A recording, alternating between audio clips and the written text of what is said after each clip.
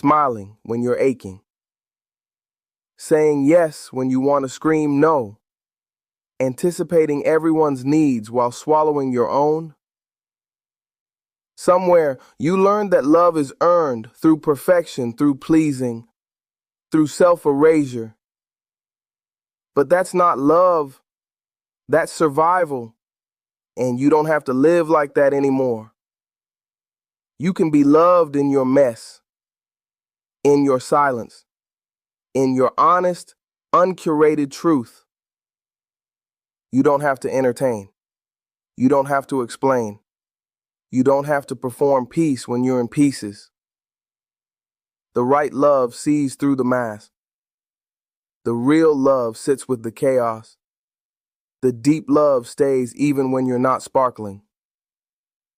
Let them see you, not the version you crafted. The real you.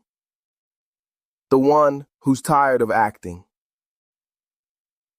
You are worthy without the show. You've been trying to fix it all, reaching for strategies, solutions, answers. You've been Googling your feelings, trying to outthink your ache. But healing doesn't always start with doing. Sometimes it begins with stillness. Before the fixing, pause. Before the analysis, breathe.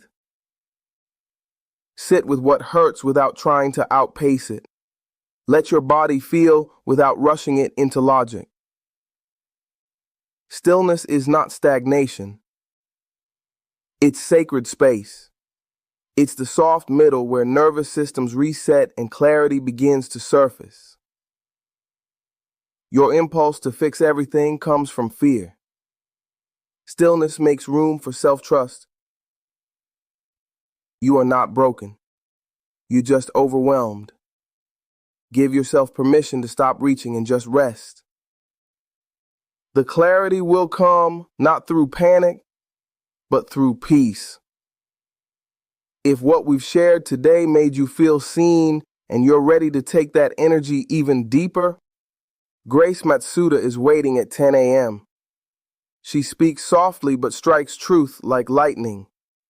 She'll help you name the emotional needs you've been conditioned to ignore. You don't have to do this alone. Not today. Not anymore. Every day you wake up, you're already enough. But you've been taught to perform, to impress, to convince, to chase approval like it's oxygen. What if today you didn't? What if your worth wasn't tied to how productive you are, how attractive you feel, or how many people liked your post? What if your existence wasn't something to be defended, but something to be inhabited? You don't have to earn peace. You don't have to prove your humanity. The pressure to perform is not your identity. It's just a costume you were handed. You can take it off. And beneath it, you're still standing, still whole, still deserving of love. You told them you were okay. You said yes when you meant no. You smiled when you wanted to scream. But today, you can change that. You are not bound by the you from yesterday. Change doesn't make you fake. It makes you free. You can back out of that trip. You can end the relationship. You can revise the goal. You don't owe anyone your stagnation just because your previous self made a promise.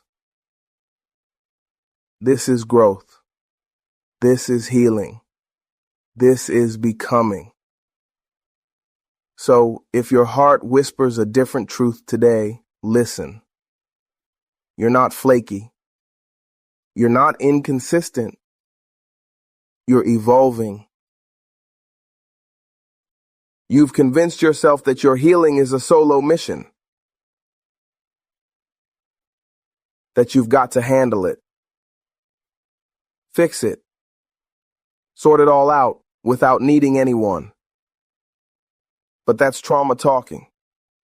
That's the voice of survival. Healing was never meant to be a one-person job. You need safe spaces, safe people, people who say, "You're not too much," and actually mean it. People who let you unravel without asking you to snap back together for their comfort. You deserve to be held in the places you've been hiding. You deserve mirrors that reflect your worth back to you when you can't see it yourself. There's no trophy for doing it alone. Let others witness your healing. Let others support your becoming. That's not weakness. That's wisdom. There are days you replay moments and cringe. Things you said, ways you acted, the people you hurt. And it's easy to cast yourself as the villain. But the truth? You were doing your best with the tools you had and the pain you hadn't processed. Accountability is not shame. Growth is not self-punishment. You are not frozen in the worst version of yourself. You are not defined by your darkest hour. You've learned. You've softened. You've faced things others avoid. You're allowed to forgive yourself without erasing the lessons. You're allowed to move forward without carrying the chains of guilt. You are not the villain. You are the one still here, trying to write a new chapter. That counts. That matters. They told you to toughen up, to stop crying, to be stronger, to let it roll off your back. So you hardened, you masked, you built armor, you braced every time love came close. But your softness, that's your superpower. Feeling deeply is not a flaw. It's not weakness. It's a sign of life. The world needs more people who care deeply, who pause to listen, who cry in movies, who notice the tremble in someone's voice and offer presence. You don't need to be harder. You need safer spaces where your softness is honored. Let softness lead today, not because it's strategic, but because it's sacred. Because it's you.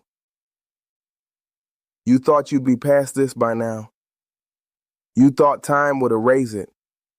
You told yourself, other people have it worse. You minimized the ache. But healing doesn't follow deadlines. It's not linear. It doesn't move just because the calendar flips. Stop judging your progress by how long it's taking. Some wounds go quiet for a while, then flare up unexpectedly. That doesn't mean you're back to square one. It means you're still walking the path. Your pace is not a problem. Your grief is not a failure.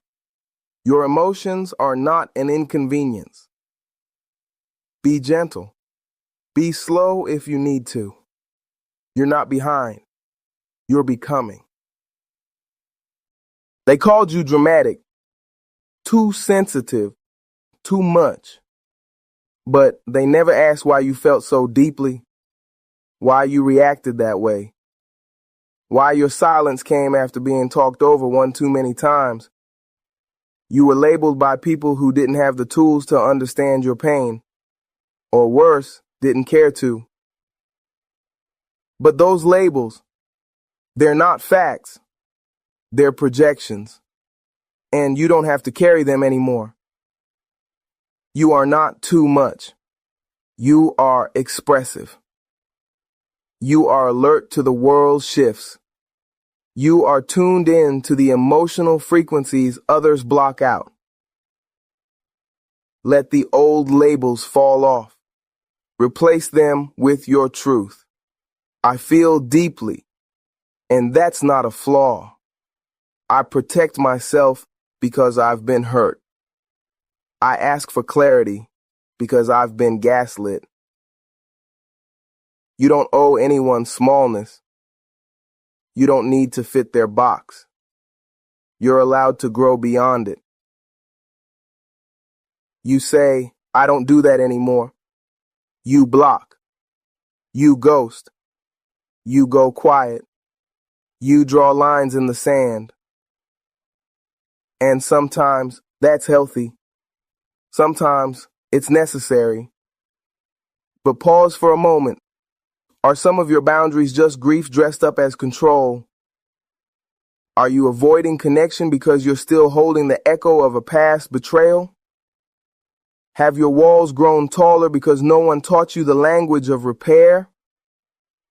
Boundaries are sacred, but if they're only built from pain, they can become cages. You deserve protection and freedom. You deserve discernment and openness. It's okay to revisit your boundaries, not to erase them, but to ask if they're still serving the you you're becoming. You've told yourself you have to be healed before you can be held, that love only comes after the breakthrough. But healing doesn't work like that, and neither does love. You don't have to reach some imaginary milestone before you're worthy of tenderness. You can still be triggered and still be lovable, still be unsure and still be worthy, still be learning and still deserve someone who stays. Real connection doesn't wait for you to become perfect. It meets you right in the middle of the mess. Let someone see you now. Let someone love you now. Not as a project, but as a person. There's beauty in the in-between. There's grace in the becoming. And there is space, right now, for love to find you. Some exits aren't betrayals. They're blessings. You begged them to stay. You questioned your worth when they left. You rewrote every scene trying to understand what went wrong. But maybe it didn't go wrong. Maybe it went right. Maybe they were a chapter, not the whole book. Some people are assignments, not soulmates. Some are mirrors, not companions. And while it's okay to grieve, don't confuse their absence with your unworthiness. You didn't lose them. They exited your story when the script no longer matched. Trust the edit. Trust the timeline. What is meant for you won't require you to shrink, or beg, or question your value. You thought healing meant you'd never feel it again. That one day, you'd wake up and the memory wouldn't sting. But healing isn't amnesia. It's acknowledgement. It's making peace with the scar, not pretending it never happened. Some days, the pain flickers. Not as loud as before, but still present. Still part of the landscape. That doesn't mean you're broken. It means you're honest. It means your body remembers, but your spirit knows how to breathe through it now. You can still feel the ache and not be consumed by it. You can still remember without reliving. Healing is not the absence of pain. It's the presence of compassion toward yourself when the wound whispers. You smiled today, and part of you felt guilty. Like happiness was disloyal to the version of you who once sat in the dark. But joy isn't betrayal. It's survival. It's sacred. It's the evidence that you're not stuck in sorrow. You're not abandoning your past pain by laughing now. You're honoring it by showing it didn't win. Let joy in, even if it's brief. Even if it feels awkward, even if your nervous system doesn't know what to do with it yet. Joy is not denial. It's your nervous system remembering what safety feels like. You're allowed to feel good without a reason. You're allowed to rise without explaining why. This smile, it belongs here. Let it stay. You've internalized it, haven't you? The idea that you're too much, too emotional, too complicated, too damaged. But let's get something clear. You are not hard to love. You've just been around people who didn't know how to love deeply. Your needs aren't excessive. Your desire for reassurance isn't weakness. Your craving for emotional safety is not unreasonable. You've adapted to survive, but you were never meant to stay hidden forever. You are not a burden. You are a human being with history, emotion, complexity, and so much heart. The right people will lean in. They won't flinch at your story. They won't shame your sensitivity. You're not too much. They were simply not enough for the depth of your truth. Let that sink in, and let it shift how you speak to yourself. You are not the problem. You've been waiting for some moment where you finally feel good enough to let yourself off the hook. But that moment keeps slipping. You replay the mistake. You dissect every decision. You punish yourself with silence, with guilt, with perfectionism. But hear this, you don't need to earn your own forgiveness. It's not a transaction. It's not a debt to be paid. It's a mercy you're allowed to offer to the version of you who was doing their best with limited tools. Language or clarity. Self-accountability matters. But self-crucifixion is not healing. What would it look like to say to yourself, I get it. I see why you did that. I still love you. You're not excusing it. You're understanding it. And that understanding might be the key to finally letting go. It's confusing, isn't it? How someone who once felt like your safe place can now feel like a ghost you're trying to unlearn. They were your comfort, your constant, maybe even your first real love or friendship. But here's the thing, growth changes the coordinates of home. What used to feel safe might now feel constricting. What used to feel familiar might now feel false. That's not betrayal. That's evolution. You don't owe permanence to people who were only meant to walk with you for a season. Love them for what they were, but don't shrink to fit an outdated version of yourself just to keep them comfortable. Some homes become too small for the person you're becoming.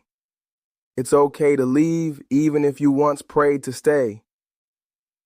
You thought by now you'd have it all figured out. You made plans. You gave it everything. And still, here you are, starting again. But this isn't failure. This is renewal. This is you choosing alignment over autopilot. Starting over doesn't mean you got it wrong. It means you outgrew what no longer fits. It means you were honest enough to pivot. You're not late. You're not behind. You're brave. You're aware. You're willing to begin again rather than pretend it's all okay. Honor the restart. Celebrate the reset. This version of you, the one who chooses again, is stronger than the one who never questioned anything. Fresh starts don't erase your story. They expand it. You're gentle. empathic. You lead with your heart. And somewhere along the way, that became permission for people to cross your lines. But being soft doesn't mean being silent. Being kind doesn't mean being compliant. You're allowed to have edges. You're allowed to say no. You're allowed to walk away from what disturbs your peace, even if your voice shakes. Boundaries aren't walls. They're doors with locks. You choose who enters. You choose what stays. You don't have to explain it all. You don't have to apologize for protecting your energy. Your tenderness is a strength, and so is your ability to guard it. So let them call you difficult. Let them call you selfish. You know what you're preserving. You know you're reclaiming your softness as sacred, not disposable. You've been quiet for so long. Maybe you thought silence was the safest way to heal. But what if your voice is part of your medicine? What if speaking is how you reclaim your story? You've endured. You've made it through things others don't even believe when you say it out loud. That survival? It deserves volume.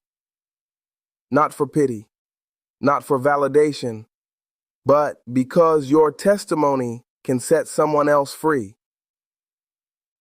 Be loud about your scars, not for attention, but for liberation. You don't have to whisper what you walked through. You can declare it. You can say, I lived, and I'm still here. Your story isn't shameful.